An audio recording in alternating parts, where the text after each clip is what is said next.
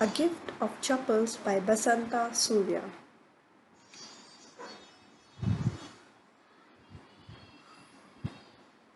A smiling Rukumani threw open the door. Ravi and Meena rushed out, and Ravi pulled Mridu into the house. Wait, let me take off my slippers, protested Mridu. She set them out neatly near a pair of large black ones. Those were grey, actually with dust. You could see the clear mark of every toe on the front of each slipper. The marks for the two big toes were long and scrawny. Mridu didn't have much time to wonder about whose slippers they were, because Ravi dragged her to the backyard behind a thick bitter berry bush. There, inside a torn football lined with sacking and filled with sand, lay a very small kitten lapping up milk from a coconut half shell. We found him outside the gate this morning. He was mewing and mewing, poor thing, said Meena. It's a secret. Amma says Pati will leave for our Padu Mama's house if she knows we have a cat. People are always telling us to be kind to animals, but when we are, they scream. Oh, don't bring that dirty creature here, said Ravi. Do you know how hard it is just to get a little milk from the kitchen? Pati saw me with a glass in my hand just now. I told her I am very hungry. I want to drink it. But the way she looked at me, I had to drink most of it to throw her off the scent. Then she wanted the tumbler back. Pati, Pati, I'll wash it myself. Why should I put you to trouble? I told her. I had to run and pour the milk into this coconut shell, and then run back and wash the tumbler and put it back before she got really suspicious. Now we have to think of some other way to feed Mahindran. Mahindran? This little kitty's name is Mahindran. Mridu was impressed. It was a real name, not just a cute kitty cat name. Actually, his full name is Mahendra Varma Pallav Punnai. MP Punnai for short, if you like. He's a fine breed of cat. Just look at his fur, like a lion's mane. And you know what? The emblem of the ancient Pallav kings was, don't you? He looked expectantly at Mridu. Mridu giggled. You think I'm joking? Wait, just wait. I'll show you sometime. It's clear you don't know a thing about history. Haven't been to Mahabalipuram, have you? He said mysteriously. Well, when our class went to Mahabalipuram, I saw a statue of his Thatas, etc., etc. Fact is, Mahindran here is descended from that very same ancient cat. A close relative, scientifically speaking, of none other than the lion. The Pallav lion, emblem of the Pallav dynasty. Ravi went on walking around the bitterberry bush, waving a twig up and down, his eyes sparkling. This cat is a descendant of none other than the Mahabalipuram Rishi cat. And if I must just remind you, they worshipped cats in ancient Egypt. How he loved the sound of his own voice. Meena and Mridu exchanged looks. What does that have to do with anything? Mridu demanded. Huh, I am telling you this cat is descended from the Egyptian cat god. No, goddess. Past it. Yeah, that's it. So, well, one of the descendants of that cat goddess was a stowaway in one of the Pallav ships. And his descendant was Mahabalipuram Rishi cat, whose descendant is Ravi flourished his twig at Mahindran. MP Punnai here. Whoop! He shrieked, very pleased with himself. Mahindran looked up, alarmed. He had just been sharpening his claws on the edge of the coconut shell. But worse than Ravi's awful whoop, eek, was a screech from the window. What a weird sound! If Mridu was startled, MP Punai was frightened out of his wits. Hair standing on end, he bounced up and scurried towards a bamboo tray of red chilies that had been set out to dry. Trying to hide beneath it, he tipped a few chilies over himself. Meow! He howled miserably. The screeching went on and on. What is that noise? Said Mridu. That is Lalli learning to play the violin, grunted Ravi. She will never learn a thing. The music master just goes on playing like a train, whizzing on and on, while Lalli is all the time derailing, going completely out of track.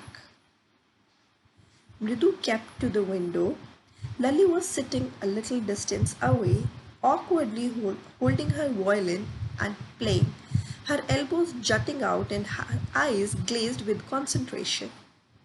In front of her, with most of his back to the window, was the bony figure of the music master.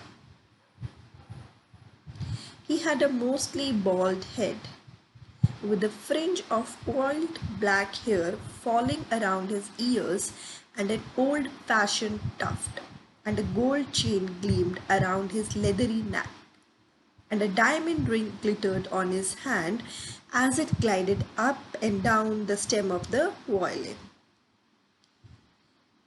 A large foot stuck out from beneath his gold-bordered veshti edge, and he was beating time on the floor with a scrawny big toe.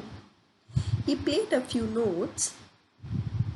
Lalli stumbled behind him on her violin, which looked quite helpless and unhappy in her hands. What a difference! The music master's notes seemed to float up and settle perfectly into the invisible tracks of the melody. It was like the wheels of a train, fitting smoothly into the rails and whizzing along, as Ravi said. Mridu stared at that huge beringed head, moving effortlessly up the violin stem, making lovely music. Squack! There was Lalli derailing again. Amma! Came a wail from the gate. Amma! Ravi sent the beggar away, cried his mother from the back veranda, where she was chatting with Tapi. He has been coming here every day for the past week, and it is time he found another house to beg from, Pati explained to Tapi. Mridu and Meena followed Ravi out. The beggar was already in the garden, making himself quite at home. He had spread his upper cloth under the tree and was leaning against its trunk, apparently prepared to take a little snooze. While he waited for the arms to appear, "Go away," said Ravi sternly. "My Pati says it is time you found another house to beg from." The beggar opened his eyes very wide and gazed at each of the children one by one. "The ladies of this house," he said at last in a voice choked with feeling, "are very kind souls. I have kept my body and soul together on their generosity for a whole week. I cannot believe that they would turn me away." He raised his voice. "Amma! Amma!" Sad his wail might be, but it certainly was not feeble. It began in a deep, strong rumble somewhere in his width belly, and came booming out of his mouth with its few remaining teeth stained brown with beetle chewing. "Ravi, tell him there's nothing left in the kitchen," called Rukumani, "and is not to come yet again. Tell him that." She sounded fed up. Ravi didn't have to repeat it all to the beggar. What his mother said had been easy for them all to hear. There, the beggar sat up and sighed. "I will go," he said wearily. "Only let me have a rest here under this tree. The sun is so hot. The tar has melted, already blistered." He stretched out his feet to show large pink peeling blisters on the soles of his bare feet. I suppose he doesn't have the money to buy chappals, Mridu whispered to Meena and Ravi. Have you got an old pair in the house somewhere? I don't know, said Ravi. Mine are too small to fit his feet, or I would have given them to him. And his feet were larger than Mridu's and Meena's. The beggar was shaking out his upper cloth and tightening his dhoti. He raised his eyes and looked fearfully at the road, gleaming in the afternoon heat. He needs something on his feet, Meena said. It's not fair. Shh, said Ravi. I am thinking about it. Blubbering, it's not fair is not going to help. In 2 minutes, he will be frying his feet on that road. What he needs is a pair of chappal. So, where do we get them? Come, let's search the house. He pushed Mridu and Meena into the house. Just as she stepped into the veranda, Mridu's eyes fell on the odd looking chappal she had noticed. Ravi, she whispered to him, whose are those? Ravi turned and glanced at the shabby looking but sturdy old slippers. He beamed and nodded. These are just the right size, he said, picking them up. Mridu and Meena followed him nervously back into the garden. Here, said Ravi to the beggar, dropping the slippers in front of the old man. Wear these and don't come back. The beggar stared at the slippers, hurriedly flung his towel over his shoulder, pushed his feet into them and left, muttering a blessing to the children. In a minute he had vanished around the corner of the street. The music master came out of the house and took an unappreciative look at them, the three of them sitting quietly under the tree, playing marbles. Then he searched for his chappals in the veranda where he had put them. Lali, he called. After a few moments, she hurried up to him. Have you seen my chappals, my dear? I remember having kept them here. Ravi, Mridu and Meena silently watched Lali and the music master search every corner of the veranda. He scurried around looking over the railing and crouching near the flower pots to look between them. Brand new they were. I went all the way to Mount Road to buy them, he went on saying. They cost a whole month's fees, do you know? Soon Lali went in to tell her mother. Rukumani appeared looking harassed with Pati following her. Where could they be? It's really quite upsetting to think someone might have stolen them. So many vendors come to the door, worried Pati. Rukumani caught sight of Ravi, Mridu and Meena sitting under the tree. Have you children? She began, and then seeing they were curiously quiet, went on more slowly. Seen anyone lurking around the veranda? A sharp V-shaped line had formed between her eyebrows. Another straight, tighter one appeared in place of usually soft, pleasant mouth.